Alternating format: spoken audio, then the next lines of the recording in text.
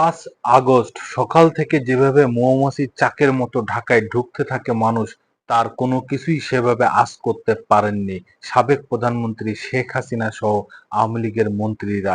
এমনকি গোয়েন্দা সংস্থাও ঠিকঠাক তথ্য দিতে পারেনি।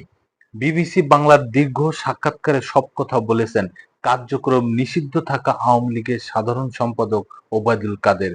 পরিস্থিতি কখন টের পেয়েছিলেন সেই প্রশ্নের উত্তর দিয়েছেন তিনি। বলেছেন, 5 আগস্টের আগের দিন রাতে 4 আগস্ট তৎকালীন প্রধানমন্ত্রী শেখ হাসিনার নেতৃত্বে সেই সরকারের উচ্চ পর্যায়ের বৈঠক হয়েছিল। ওই রাজনৈতিক পট পরিবর্তনের ইঙ্গিত দেওয়া হয়েছিল বিভিন্ন বাহিনী থেকে। এই ধরনের নানা আলোচনা হয়েছে বাংলাদেশের রাজনীতিতে। আসলে সেই বৈঠকে কি আভাস পাওয়া গিয়েছিল? কখন তারা জানতে পেরেছিলেন যে পরিস্থিতি তাদের পতনের দিকে যাচ্ছে?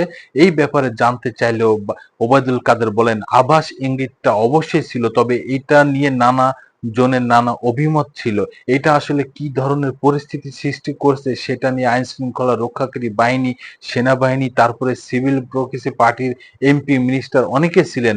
এই ধরনের বিষয়ে আলোচনা হয়েছিল, তবে একেবারেই 5 আগস্ট যেভাবে একটা বিস্ফোরণের মতো পরিস্থিতি সৃষ্টি হয়েছিল, অত্যন্ত অর্গানাইজড ওয়েতে সেটা সেভাবে চিন্তা করা হয়নি।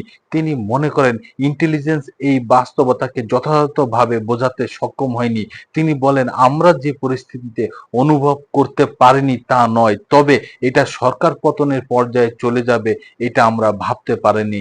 আলোচনা হচ্ছে আমাদের নিজেদের মধ্যে, এই নিয়ে কথাবার্তা হচ্ছে, চর্চা আছে, চিন্তা ভাবনা আছে, ভুল ত্রুটির বিশ্লেষণও হয় নিজেদের মধ্যে আলোচনায়। তবে তিনি জানান, এখন ভুল থেকে শিক্ষা নিয়ে নতুন করে নিজেদের সংগঠিত করার চেষ্টা করছেন।